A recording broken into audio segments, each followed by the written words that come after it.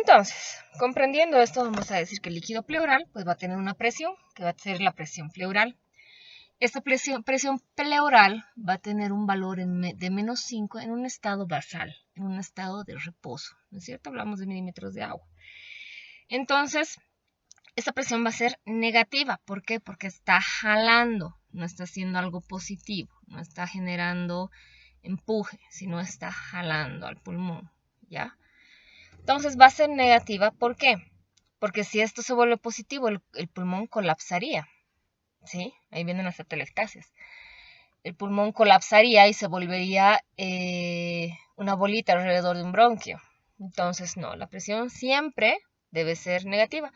Su estado basal es menos 5. Cuando esto se genera en la inspiración, esta presión negativa va a ser mayor, va a aumentar la presión negativa. ¿Por qué? Porque estamos expandiendo la caja torácica y generamos que haya mayor amplitud en pulmones, o sea, estamos extendiendo más ese pulmón para que le entre más aire. Entonces, se hace mucho más negativa y hablamos incluso de valores de hasta menos 7, menos 8. Y en la expiración, la presión va a ser o va a volver de este líquido pleural a menos 5 nuevamente, ¿sí? Otra vez a un estado basal. ¿Por qué? Porque no puede irse más hacia lo positivo, porque hemos dicho que colapsa, y no puede irse más hacia lo negativo, porque obviamente se genera mayor compresión, ¿no es cierto? Entonces vamos a decir que va a ser menos 5 y va a volver a un estado basal. Entonces lo que nos resta ver es la siguiente presión, que va a ser la presión alveolar, ¿no es cierto? El alveolo hemos dicho que es la unidad estructural y funcional del pulmón. Entonces este alveolo obviamente está dentro del parénquima pulmonar y nos va a presentar ahí adentro una presión alveolar. Esta presión alveolar generalmente es de 0, se mantiene en 0. Cuando nosotros hacemos inspiración, estos alveolos, al encontrarse dentro del parénquima pulmonar, también son jalados y expandidos por el juego pleural que ya habíamos visto. Entonces esta presión se hace ligeramente negativa, ¿no es cierto? ¿Para qué? Para el momento de expandir generando presión negativa, permitan el paso del aire hacia el espacio alveolar. ¿Por qué? Si tuviera una presión positiva o cuando están con una presión de 0, no hay paso de aire. En 0 se mantiene, pero en una presión negativa, pues hay paso de aire, ¿no? Y si hubiera una presión positiva, si hubiera algo que empuja, pues no permitiría el paso de aire. Entonces la presión en inspiración, la presión alveolar en inspiración, va a disminuir y volverse más negativa. ¿Qué sucede en la expiración? En la expiración sí esta presión se va a volver más positiva, incluso llegando hasta más 1. Este fenómeno, ¿por qué? Porque en expiración la caja torácica comienza a contraer los músculos, ¿no es cierto?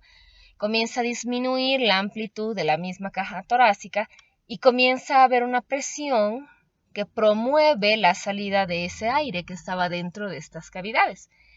Es como cuando ustedes tienen un globo con un agujerito muy pequeñito y comienzan a apretarlo para hacer que el aire salga por ese agujerito pequeñito. Entonces es una presión positiva, que en este caso de los alveolos aumenta hasta más 1. Entonces vamos a tener la tabla de lo que son las presiones tanto alveolares como pleurales o las curvas. Entonces vamos a ver la curva de la presión alveolar. Vamos a ver que inicia en 0, ¿no es cierto? Disminuye el momento de la inspiración, se hace más negativa, permitiendo la entrada de aire hacia las cavidades. Y el momento de la expiración, con la contracción de la caja torácica, de la disminución de espacios y todo el esfuerzo que se realiza, vamos a subir un poquito más y llega hasta casi 1, ¿no es cierto? Se torna positiva y luego vuelve a un estado basal. Y la siguiente que vemos es la curva de la presión pleural. La presión pleural, que va a iniciar en un -5, va a disminuir, se va a hacer mucho más negativa para poder jalar esas pleuras, porque está siendo jalada por la caja torácica, que está ampliando su diámetro por los músculos y está aumentando el tamaño, ¿no es cierto?, de la cavidad donde puede ser alojado este pulmón. Entonces va a ser más negativa, va a ir hasta -6, -7, -8, dependiendo, y vuelve a su mismo estado. Esta no vuelve a un estado más alto, ¿sí? Comprendiendo esto, vamos a comenzar a hablar de lo que es el trabajo respiratorio. Entonces, el trabajo respiratorio, más que todo se va a dar en inspiración, porque habíamos dicho que en expiración no había trabajo, y va a estar dividido, digamos, o va a tener 3 diferentes procesos.